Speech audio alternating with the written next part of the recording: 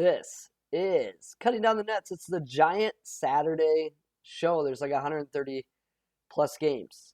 I made the mistake of looking at these games in the afternoon, saw some lines that apparently were fiction, as they have changed a lot, and none in my favor. So, what seemed like was going to be an awesome card filled with lots of high quality teams getting lots of points has certainly disappeared. So we will have to wait for some buyback. And I wouldn't even call it buyback. I don't know if those lines were real, but the numbers I saw looked fantastic. They no longer look fantastic.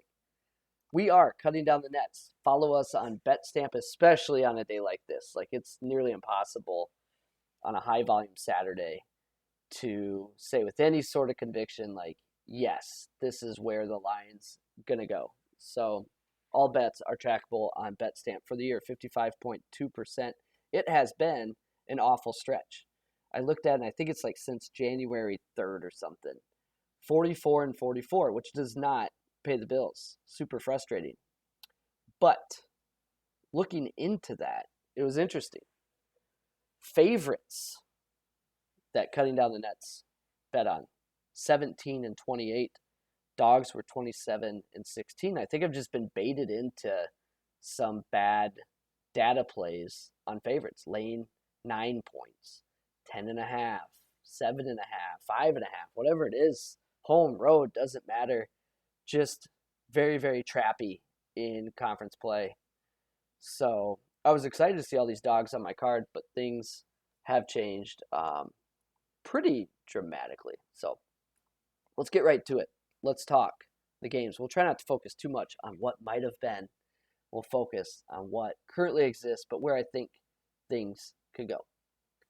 We begin with LSU and Tennessee. Look, I thought it'd be close to a pick 'em. LSU's still like 15 and 2. I was ready to just drop the hammer on Tennessee. And what do we get? We get a GD 4.5. So unfortunate. Too many for me. It's frustrating. I'm moving on. Kentucky, Auburn. I wasn't expecting a gift here, but you never know where this line could go. My take on this, I view these teams as equals. I think both have insane home court advantages. So I would take Kentucky +4 at Auburn, and I would take Auburn +4 at Rupp. We're currently at 3.5. Certainly not a data play. Just, I know it's the game of the day, so I'm just giving you my hot take on that. Baylor, Oklahoma. I saw a 5 earlier. Doesn't mean it's not coming back, but super frustrating to see a 3.5. Shot quality, Baylor 6th, OU 22. But Porter can only do so much here. He's got to deal with an insane turnover risk for the Sooners, but they are coming off 3 straight L's. That makes it a good situational spot.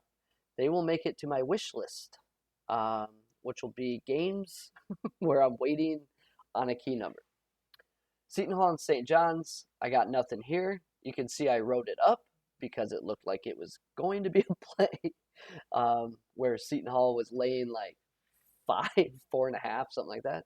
It's now 2, and it's off. Frustrating.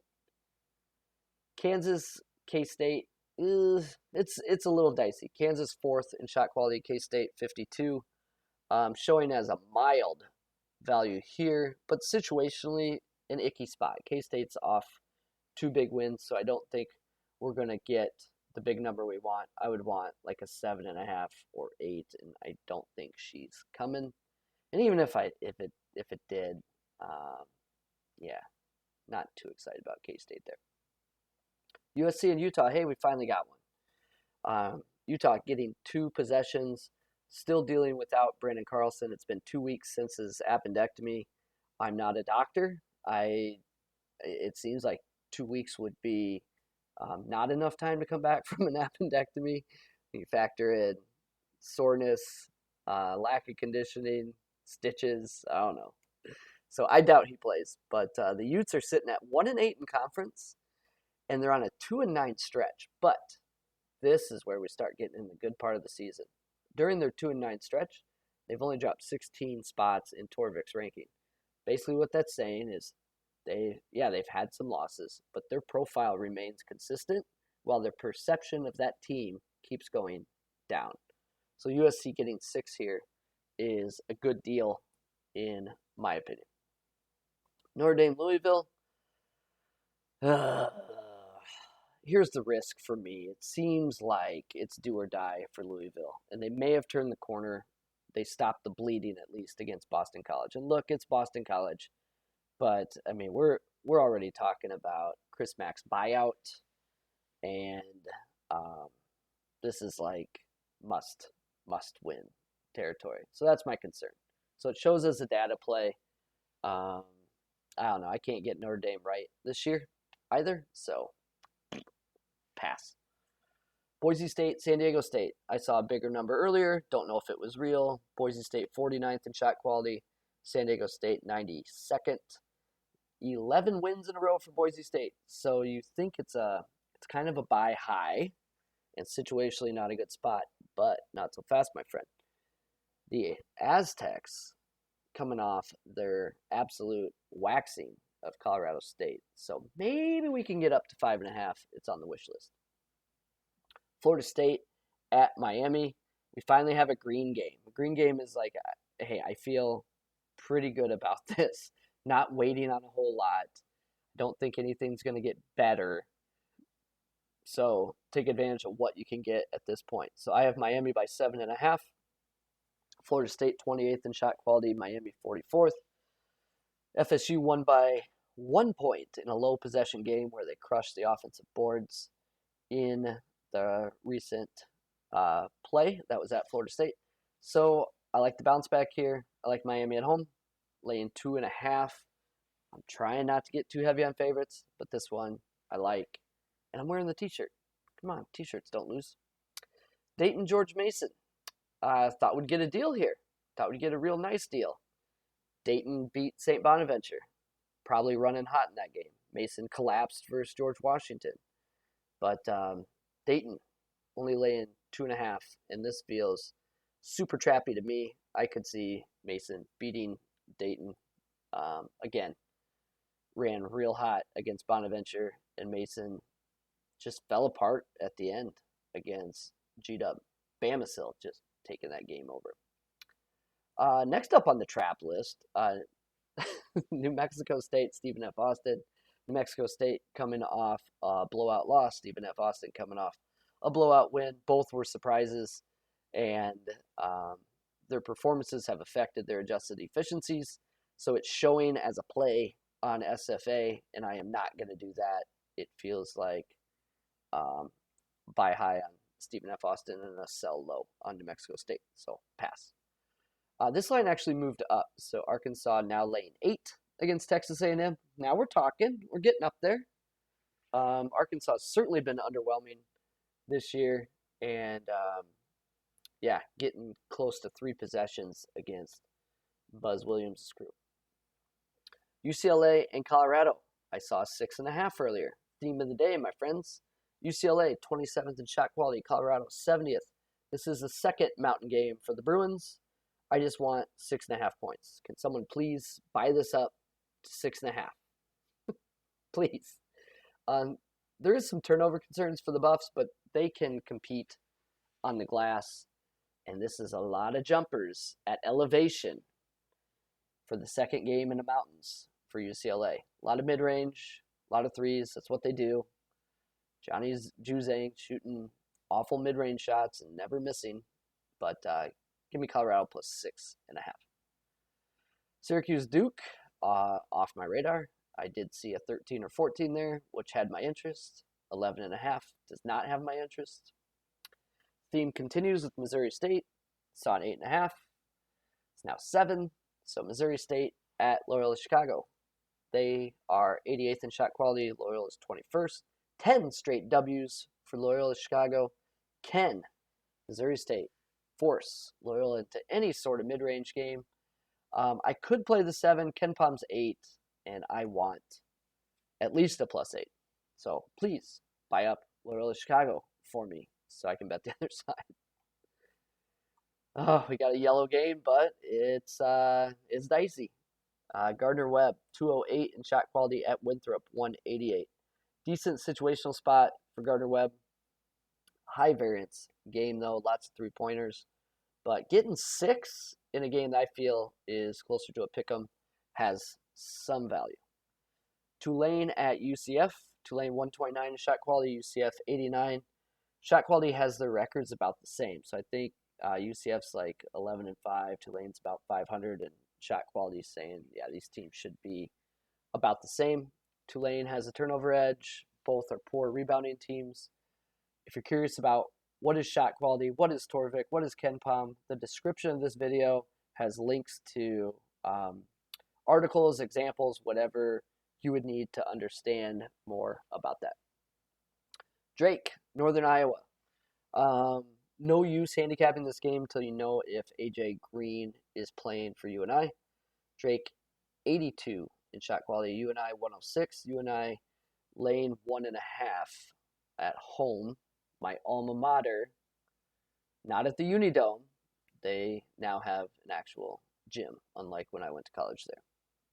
So we need to see if AJ Green is playing and not the old corpsey receiver for the Arizona Cardinals. Vanderbilt at Florida. I wrote this up. I wrote it up because I thought we'd get a big number here. Everyone loves Florida. But the Castleton injury is key, and that's what I was watching too, and it doesn't look like we'll get any sort of a discount there.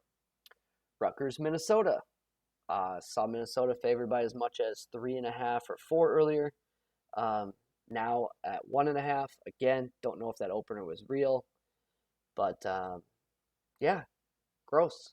There goes the value. Something to note though, Rutgers, 0.7 points per possession in their win against my beloved Hawkeyes. Only way to do that is to have some of the worst officiating I've ever seen in my life. A lot of gray games here. If they're popping up, they're big spreads with favorites, and I'm not going there. Don't even ask. We got an orange game. Davidson, currently on auto fade until further notice. We have Davidson by 7.7 here, and they're laying 10.5. So I'm on the Fordham side, but let's talk through this. Antonio Day Jr. left the program, and again, Davidson off 14 straight W's. So everything that's built in the profile has, all but 2-3 games with Antonio Day Jr., and he was arguably their best player, at least top 2. So some risks there. Can I get 11.5? Can someone buy this one up for me, please? Please. Grand Canyon coming off a very surprising loss. Sam Houston State coming off a very surprising win. This is the exact same scenario as the New Mexico State Stephen F. Austin. Basically, Stephen F. Austin blew out Grand Canyon. That was surprising to everyone. And then Sam Houston State blew out New Mexico State. That was surprising to everyone. So you have Canyon and New Mexico State coming off big, shocking losses. And then you have Sam Houston State and SFA coming off big, shocking wins. So I feel like we're close here. Grand Canyon, I have favored by close to 3. It's currently a pick'em. Just give me some points. I'm greedy. I just want some points. A couple yellow games that are carrying plenty of risk. 1, because they're favorites. 2, they're on the road. So, yeah, not great. But Howard laying 2.5 against Morgan State. Howard is 220th in shot quality. Morgan State 326. Howard's profile is lifted by an early season barrage where they hit like 13 threes against Villanova. But they do have a bit of a ceiling. I lost betting against Morgan State in their last game. They shot lights out from 3. God, I don't even want to talk about that. So, whatever. Howard minus 2.5 does not look too bad for me, especially that shot quality disparity. Ooh, daddy. Hofstra at Northeastern. How many times can I get away with betting against Northeastern? And it's always like dicey, like Towson by 6, and then Towson wins by 7, or it's George Mason by 3.5, and they win by 4. So here we have shot quality. Hofstra 160, Northeastern 265. 7 straight L's for Northeastern. But the fact that their shot quality is 265 gives me hope here, but certainly not a good situational betting spot for Hofstra. Is there one more Northeastern fade left? We'll find out if I put it on the card. I don't know yet. Western Kentucky at FIU. This data is suggesting to lay 5.5 with Western Kentucky. Yeah, I don't know. That's a lot of points on the road. That's the type of bets I've been losing lately. I wrote up New Mexico at Wyoming because Wyoming is 14-2. New Mexico's lost 7 out of 8, and it's just a great situational spot. And I saw 14.5 earlier, and yeah, it's 10.5 right now. So again, follow me on BetStamp. If this changes, I will bet New Mexico, but now I'm asking for a lot. It's not going to move that many points. You wouldn't think. A lot of great games here. North Dakota Oral. Fool me once, Oral Roberts. Shame on me. You're not going to fool me again. I'm not laying points with you. I don't care who you're playing. Get out of here. So long. Marshall at Florida Atlantic. Florida Marshall is the Skolansky Bucks king right now. They're 113th in shot quality and keep losing every game. So 8 straight L's. Shot quality says they shouldn't lose these games. They keep losing these games. And I'm just not going to be there when they bounce back. So I'm too scared to take Florida Atlantic, although analytically it looks like a steal of a deal right now. Pitt at Clemson. Pitt 127 in shot quality, Clemson 55. Me watching a Pitt game, I am never betting this team again. Me, when I look at data, hey, Pitt's showing some value. So take that for what you will. Situationally, though, Clemson off 3 straight L's, so that's not good. I saw a 10.5 earlier. It's 9, of course. So, yeah, here we go. Portland, BYU. There's some life here. It's a lot of points. BYU is going to crush them on the boards, but a lot of jump shots on both sides. And to lay 20.5, 21 points, you gotta run pretty pure. So I don't know. I have an interest in the Portland side, but it is Portland. SIU Edwardsville versus Moorhead. Look, there's a strong chance SIU Edwardsville gets blown out here. But KenPom says 9. I say 8. Torvik says 9.5. And with 7 straight W's for Moorhead State and being in the driver's seat ahead of Belmont and Murray, I like the letdown possibility here. Both teams play a little sloppy, but I kind of like this one. A lot of gray.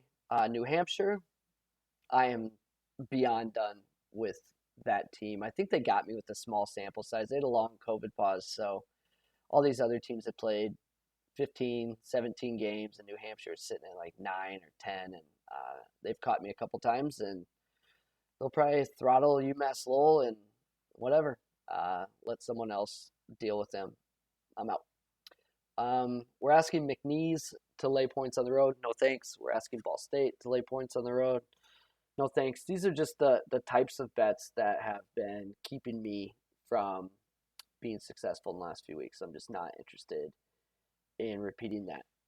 Very similar with Mercer. Like laying 10 points requires a real solid play there. So minus 15 is my guess, but I'm just not interested in laying 10.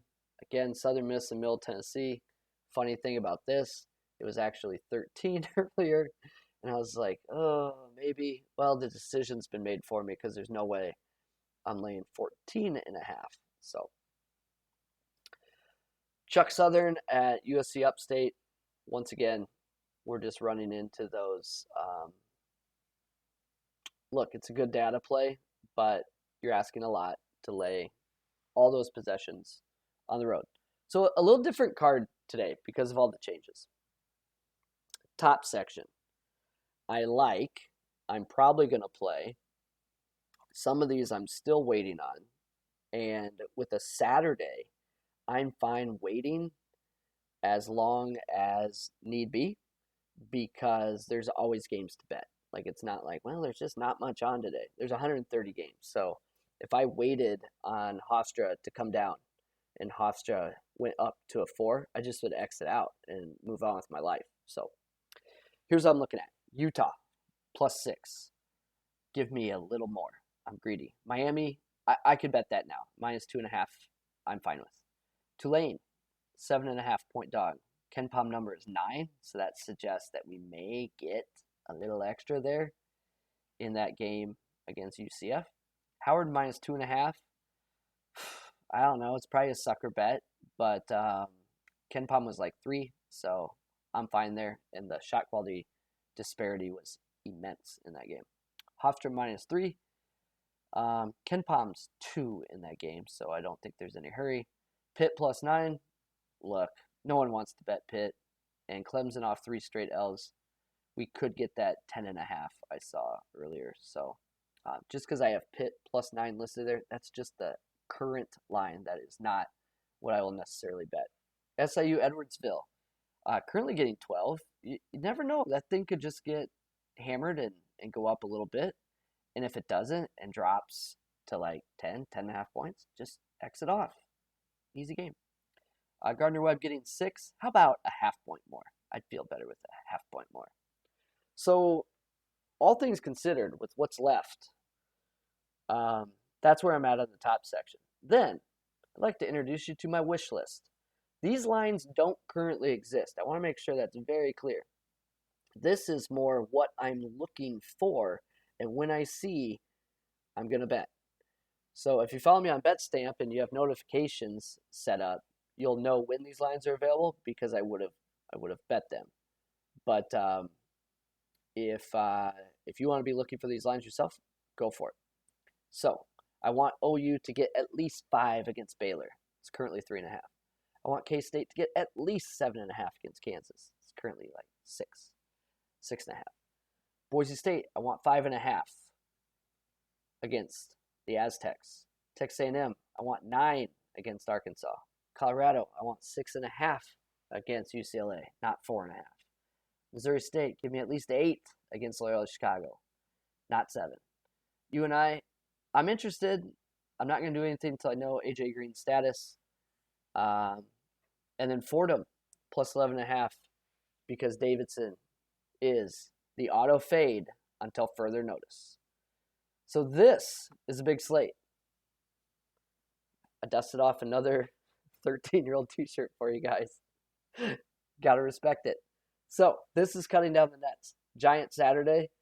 Everything I covered with the lines, they're going to move. So I tried to get enough information out there to show you what to anticipate. And if you're not getting what you want on a big Saturday, just cross it off. Just move on. Don't live in the FOMO world of like, well, I wish I would have got that line. Now it's a different number. Just cross it off and move on. There's plenty of games to bet. And I wish you luck as we get back on track and get off this 50% BS. We are a 57% organization around here. It's time to act like it. This is Cutting Down the Nets. Thanks for stopping by.